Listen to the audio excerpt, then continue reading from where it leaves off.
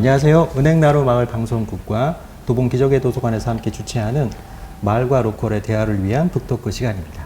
함께 해주실 분은 류석진 서강대 정치외교학과 교수님이십니다.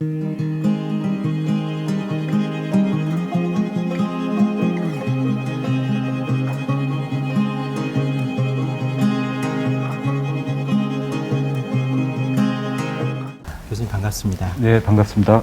네. 그리고 패널로 함께 참여해 주실 이수님 도봉기덕의 도서관 관장님이십니다. 네, 안녕하세요. 네, 두 분 반갑습니다. 네. 오늘 이 북토크의 주제가 로컬이잖아요. 저 선생님 책을 읽으면서 느낀 건데 그 로컬이든 지역이든 그 정의를 상관없이 그곳에 살고 있는 사람들은 경제 활동을 위해서도 그렇고 그 지역의 커뮤니티를 활성화하기 위해서도 머무는 공간이 되기를 사실 원하잖아요. 네. 근데 누구나 원하는데 어떤 곳은 그게 머무는 공간이 되고 어떤 곳은 그냥 흐르는 공간이 된단 말이에요. 사례 연구를 통해서 보셨을 때 머무는 공간이 갖고 있는 특징이 있을까요? 그 머무는 공간이라는 이제 의미가 이제 플로우하고 스톡 이제 이것도 그렇죠. 좀. 네. 근데 이제 저희들이 주목을 한 거는 이제 그 로컬에서 항상 고민을 하고 있는 부분이 인구 부분이지 않습니까? 그렇죠. 그리고 이제 특히 이제 그 지방 그 네. 출산율도 출산율도 떨어지고 고령화되고 네. 그리고 이제 젊은 사람들은 일거리 찾아가고 이제 도심지로 나가고 네. 그래서 저희들이 이제 생각을 했었던 거는 첫째는 그 이 인구 감소를 어떻게 할 것인가라는 문제가 하나 있고, 예. 그다음에 두 번째로 이제 경제적인 측면이죠. 네. 이제 세 번째가 이제 사회적인 가치의 측면인데, 그 머무는 공간이라고 얘기를 했을 때 흔히들 이제 정주 인구가 늘어나는, 네. 거주하는 인구가 늘어나는 거를 이제 먼저 생각을 하는데, 뭐 그게 가장 최상의 결과이겠죠. 근데 이제 거기까지 가기는 굉장히 힘들고, 일단은 뭐 오는 사람들이 많아져야 되는 건 분명한데 어떻게 오게 만들까? 그리고 왔었던 사람들이 제일 중요한 건 다시 방문하게 만드는 거. 그렇죠. 그러고 이제 좀 더 가면은 저희들이 이제 지금 뭐 작업하고 있는 것 중에 하나가 저희가 이제 앞에서 낸 책에 마을의 진화라는 이제 일본 그 도쿠시마 그 가미야마 산골 마을의 사례를 이제 번역을 했었는데, 그리고 이제 지금 이번에 두 번째 나온 책이 이제 로컬의 진화라는 네. 책이고, 다음번에 이제 일본에서 나온 책 중에 하나를 지금 번역 작업을 하고 있는데 인구의 진화라는 책을 인구의 진화요. 네. 네. 그 책에서 중요하게 얘기하고 있는 개념은 이제 관계 인구라는 용어를 씁니다. 관계 인구. 예. 그러니까 그냥 여행객으로 한번 주고 왔다가 한 하루나 이틀 있다가 이제 돌아가고 이런 사람들도 아니고 정주 인구도 아니고, 그러니까 정주 인구를 느리게 싸움을 하기 시작하면은 네. 파이는 정해져 있는데 그렇죠. 여기서 한쪽에서 잘해가지고 빼가면은 저쪽은 더 급속히 망해버리는 정말로 이제 제로성 게임이 그렇죠. 돼버리는데, 관계 인구라는 거는 그 지역에 관심을 가지고 있으면서 꼭 그 지역에 거주하지 않더라도 뭐 때가 되면 애들을 데리고 네. 체험을 하러 간다든지 네. 뭐 자기가 그 지역 출신이라고 그 지역의 농산물을 사준다든지 특산물을 사준다든지 그런 식으로 꼭 거주하지 않더라도 거기에 우호적인 감정을 가지고 일회성의 관광객이 아닌 이제 이런 사람들이 늘어나는 것도 정주인구 싸움보다는. 그럼 생활은 서울에서 하지만 주말마다 이게 강화나 이런 곳에 농장을 가지고 가서 네. 소비도 하고 네. 함께 부딪히고 하는 분들도 관계 인구에 해당이 되겠네요. 그러니까 저희들이 이제 그런 부분들을 관계 인구라는 개념으로 좀 일본에서 잡아냈고, 네, 네. 그래서 이제 그 지금 정주 인구 가지고 싸움을 하게 되면은 네. 뭐 서울시도 마찬가지죠. 어느 구는 이제 인구가 줄어들고 있고 어디는 확 늘고 네. 뭐 빈부의 격차도 있지만은 그건 풍선 효과랑 똑같은 거죠. 네. 한쪽을 누르면 이제 다른 쪽이 툭 튀어나오고 이쪽에서 빨아들이면 저쪽은 더 빨리 망하게 되고, 네. 그렇다고 한국 인구 전체가 갑자기 늘어날 리도 없는 거고. 그렇죠. 그래서 그거는 어떤 특정한 로컬이나 마을에서는 정주 인구를 늘리고자 하는 것이 좋은 정책일 수 있지만은 네. 한국 사회 전체로 봤을 때는 그건 정답이 될 수가 없다. 그래서 이제 그 우호 인구라는 개념을 이제 좀 관계 인구라든지 우호 인구 이런 개념들을 가지고 하면은 그거는 동시에 거주는 여기서 하더라도 저쪽에 대한 애착심을 가지고 있으면서 끝없이 관계를 맺게 되면은 그게 정주 인구가 늘어나는 것과 거의 비슷한 효과를 가지고 올 수 있다는 거죠. 네. 그런 생각 속에서 이제 머무는 공간이라는 건 정주 인구가 가장 그 한쪽의 극단으로서 이제 머무는 인구겠지만은 네. 일회의 관광객이 아니고 네. 가서 놀고 네. 놀다 보니까 거기가 재밌어요. 네. 그럼 이제 자기 주위의 친구들, 네. 가족들을 또 데리고 가고 네. 아 여기 내가 아주 숨겨놓은 비경이 있어. 여기 가서 캠핑하면 사람도 별로 없고 그 마을 사람들이 좀 따뜻해. 네. 애들도 거기 가면 좋은 체험을 할 수 있어. 이런 식으로 머물 수 있는 공간이 돼야 된다라는 건데 그 머무는 공간이라는 거는 이제 정주인구까지 포함해서요. 머무는 공간이 되기 위한 가장 필요한 조건은 일단은 그 주체인 그 마을이 됐건 로컬이 됐건 외지인에게 열려 있고 네. 그리고 외지의 사람들이 갔을 때 따뜻함을 느끼는. 그래서 저희가 이제 마을의 진화라는 게 그 일본 이제 시코쿠 지방에 있는 그 도쿠시마현의 가미야마 마을이라는 데 인구 한 5천밖에 안 되는 이제 굉장히 우리로 치면 이제 평창 같은 데죠. 네. 거기에 가서 이제 그 일본의 아사히 신문 기자가 이제 거기에 한 1년을 머무르면서 한 100명을 넘게 인터뷰를 하고 그 마을에는 이제 그 무슨 IT 업체들의 위성사무소 이런 것들이 거기 많이 들어와 있으면서 거기에 이제 사람들이 자주 들락거리고 또 와서 일하는 사람들이 무지하게 많아요. 근데 거기에서 이제 핵심이 그 가미야마 사례를 이제 그 책으로 썼던 저희가 번역을 한 간다세이지의 얘기는 거기 가면 공연히 기분이 좋고 따뜻해지더라. 네. 마을 사람들이 지나가는데 그냥 무뚝뚝하게 지나가니까 인사도 잘하고 너 누구 아니냐? 너 지난번에도 왔었지? 뭐 이런 식의 것들을 통해 갖고 가서 별거 아닌데 네.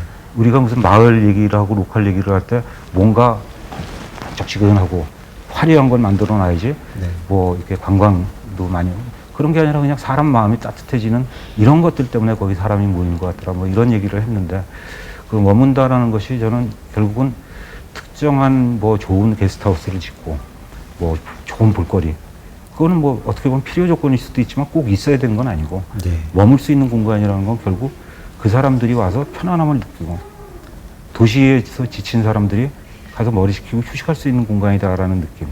그게 단순히 자연과 좋은 시설만이 아니라 사람들이 만들어주는 분위기가 가장 중요하지 않나 그런 생각을 그러니까 해봤습니다. 그 지역 사람들이 외부인이 왔을 때 이방인으로 대하거나 단순히 돈을 쓰고 가는 관광객으로 대하는 게 아니라 우리 지역을 찾아와 준 친구, 지인 같은 개념으로 관심을 주고 친절하게 대해주는 게 사실 이게 들어보니까 그쵸. 별 네. 저기는 없네요. 그거를 하면서 저희들이 처음에 가졌던 생각은 뭔가 정답이 있지 않을까.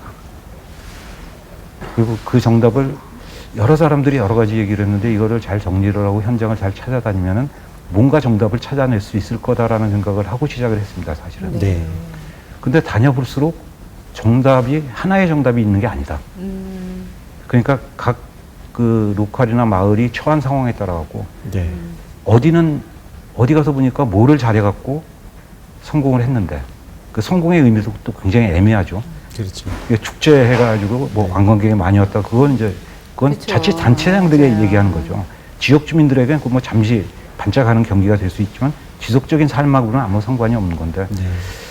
그래서 이제 뭐 축제, 뭐 관광객 이런 것들을 생각을 하고 그랬는데 한 마을에서는 이런 것 때문에 성공했다라고 생각을 하는 사례들이 있는데 어디는 그것 때문에 또 망하는 데가 있더라고요. 그래서 저희가 이제 내린 결론은 이건 N개의 사례가 있다면 N개의 정답이 있을 수밖에 없다. 그러니까 솔로- 사례마다 다 예. 특수하게. 어떻게 어떤 산업화처럼 규격화해서 그걸 일괄적으로 적용하는 그런 시대는 이미 갔잖아요. 패스트 팔로워 시대는 갔고 그 지역의 특징을 잘 잡아서 퍼스트 무버가 돼야 되는데 지금 현재 그게 그 우리에게는 조금 상대적으로 생소한 개념이니까 외국 사례를 참조하는 것까지는 좋지만 그걸 그대로 적용하는 거에 좀 문제가 있다. 이런 말씀 지적해 주신 것 같은데 또 하나 저는 느낀 게 네. 그러니까 인프라가 전부는 아니다. 사실 그 사례로 말씀하신 일본의 그 마을도 네. 거기 그 작은 마을에 얼마나 큰 인프라가 있겠어요. 도서관도 마찬가지일 것 같아요. 네. 장서가 많다고. 결국 사람이죠. 예. 네. 도서관은 사람이다 이렇게 저희도 얘기하고 있는데요. 네. 사람이 근데 도서관에 책이 기본적으로 한 권도 없으면 안 되겠죠. 최소한도는 예, 있어야겠죠. 그렇죠. 아주 필요 충분 조건은 있어야 될 것 같은데 그걸 넘어서는 다른 네. 뭔가가 있다라는 생각을 하게 되거든요. 그래서 궁극적으로 말씀을 드린다면은 이제 뭐 저희가 이제 이 로컬의 진화에서 부재로 이제 사실은 달력을 했었던 게 네. 사람, 네. 자원, 자원. 네. 그리고 환경 아, 이 네, 세 네. 가지를 이제 해서 저희가 이제 시작을 한 거는 사람으로부터 시작을 했습니다. 모든 게 변화의 주체는 사람이 될 수밖에 없으니까요. 네. 그 다음에 이제 얘기한 게 자원입니다. 자원이라고 얘기했었던 거는 이제 저희가 자원을 한 3가지 정도로 분류를 했는데 네. 성공한 데 가보면 멋진 자원들이 많아요. 그러니까 예를 들어 뭐 영국에 탄광 하다가 망한데 이런 데 가보면 그 탄광을 활용을 잘해갖고 하면 그 이제 강원도에 있는 탄광 출신 지역 주민들은 야 우리도 탄광이 있는데. 근데 이제 그 사람 문제를 떠나서 이제 자원 문제는 어디를 가나 부존 자원은 다 있습니다. 네. 황무지가 됐건 해변이 됐건 계곡이 됐건 동굴이 됐건 그 다음에 폐, 탄광 네. 다 있는데 부존 자원은 다 있는데 사람들 눈에 안 보이는 거죠. 존재하고 있는데 그 김춘수의 꽃이라는 네, 시처럼 그렇죠. 우리가 꽃이라고 부르기 전까지는 네. 몸짓도 아니었다라는 얘기잖아요. 네. 네. 그러니까 안 보이는 거죠, 사람들. 존재하고 있는데. 그래서 이제 저희가 어디나 부존 자원은 다 있다. 부존 자원을 발굴해내는 능력이 필요하다. 그래서 그 발굴 자원이라는 표현을 썼고, 네. 그래서 발굴을 잘 해가지고 이제 쓰기 시작하면은 거기에 그 거주민이 됐건, 타지에서 들어온 이제 창업자나 로컬리스트가 됐건, 그 사람들이 거기에 창조적인 아이디어를 집어넣어요. 그렇죠. 그러니까 이제 그건 눈에 보이지 않던 거죠. 새로운 관계망을 만들기 시작하고, 처음에 연구를 하겠다라고 한 거는 강원도하고 제주도 사례를 연구를 네. 하겠다고 했습니다. 그 중에 이제 한 가지 사례를 말씀드리면 강원도에 가면 이제 강릉에 그 굉장히 요새 젊은 층들의 힙한 플레이스로 그렇죠. 버드나무 브루어리라는 데가 네. 있습니다. 네. 네. 거기가 뭐 그냥 수제 맥주집으로 뭐 그냥 그 애들이 뭐 이제 옛날 양조장 잘 꾸며놓고 네. 그래갖고 뭐 그냥 젊은 층들의 힙한 플레이스인가 보다라는 단순한 생각을 가지고 인터뷰를 가서 쭉 했는데 이제 거기서 팔고 있는 맥주의 이름이 하슬라, 미노리, 네. 즈무블랑 이런 거. 이건 딱 들으면 딱 외국 이름 같잖아요. 그렇죠. 근데 하슬라라는 건 강릉의 옛 이름이에요. 아. 네. 옛 지명이 하슬라예요. 옛 지명이. 예. 그러니까 삼국시대 때 네. 지명이 하슬라였다고 얘기를 하고 미노리라는 거는 일본 이름 같이 들리잖아요. 네. 거기서 그 맥주를 제조할 때 그 밀. 밀을 생산한 동네 이름이 미노리예요. 네. 특이하네요. 네. 그리고 이제 즈무블랑이라고 얘기한 것도 즈무도 자기들이 원재료를 받아오는 마을 이름이에요. 즈무라는 마을이고 블랑은 이제 그 네. 하얗다는 이제 예, 불어를 갖다 예, 붙이고. 예. 이건 뭐지? 그러니까 남들이 들으면 이제 아주 쿨하게 그냥 네. 멋진 외국어 갖다 쓴 것처럼 보이는데 하슬러라는 강릉의 아이덴티티를 만들어내고 그 다음에 미노리라는 마을하고 협업을 하면서 네.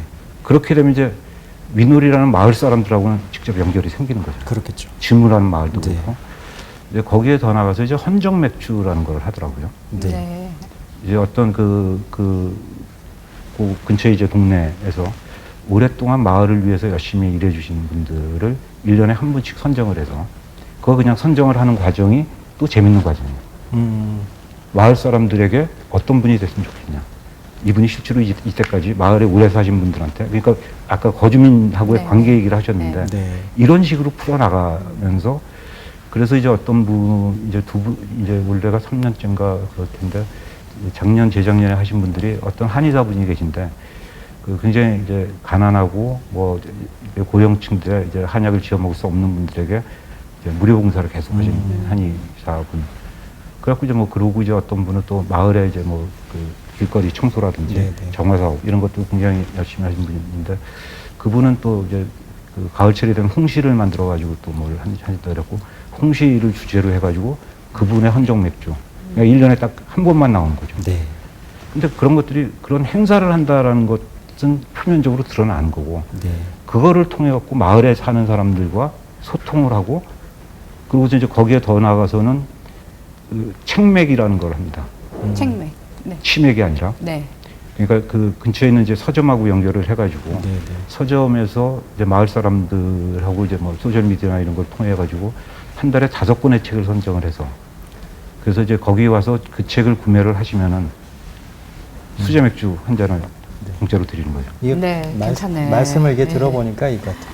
이게 부존 자원은 어디에나 있는데 네. 그걸 발굴 자원으로 만들려기 위해서는 기존에 갖고 있던 시각에서 좀 벗어나서 이 우리 지역에 이게 외부인들에게 어떤 눈으로 비칠까? 사실 고정적인 관점으로 보면은 옛 지명이 얼마나 어필할까라는 생각을 할 수도 있는데 그런 시도했다는 것 자체가 굉장히 네. 의미가 있는 것 같고 그리고 그 브루어리가 잘 된 이유는 단순히 장소가 스타일리시해서 뿐만 아닌 것 같고 그 안에 철학이 밑바탕이 되어 있었고 궁극적으로 지향하는 거는 그 지역의 플랫폼, 네. 스테이션 역할을 하는 것 같아요. 그래서 책방하고도 연계되고 이 맥주를 만드는 밀을 공급하는 곳하고 연계가 되고 그러면서 이게 하나의 그 상점에서 이 지역을 대표하는 어떤 아이덴티티로 성장하는 거 아닌가. 그 과정을 설명해 주신 것 같습니다.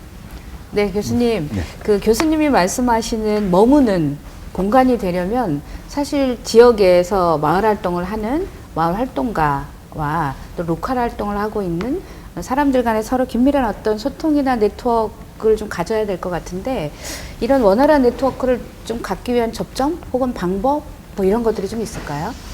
이제 그게 사실 네. 저희가 이제 아까 이제 사람 자원 환경 얘기를 하면서 환경으로 이제 저희가 제일 주목을 했었던 부분이 네. 바로 이제 그 커뮤니티, 그 공동체 마을이 됐건 그리고 이제 거기에 또 이제 다른 환경으로는 행정 조직이 있죠. 지원 조직들. 이제 그 두 가지를 제일 중요하게 생각을 했는데 저희들이 가장 큰 관건, 적어도 이거 하나는 얘기할 수 있다라고 정답이다라고 얘기할 수 있는 게 그 관계가 정립이 안 되면은 네. 거의 100% 실패다. 그러니까 필요 충분 조건에 충분 조건으로서 그게 그 관계 맺기 뛰어난 지도자가 있어서 그 지도자 덕분에 이렇게 됐을 거다라고 생각하고 왔는데 그 사람이 어떻게 수평적으로 소통을 하면서 얘기를 해서 마을 사람들이 다 같이 가도록 만드느냐. 판을 깔아놓고 첫째는 재미가 있게 그 재미 속에서 가치라는 느낌을 가지게 되고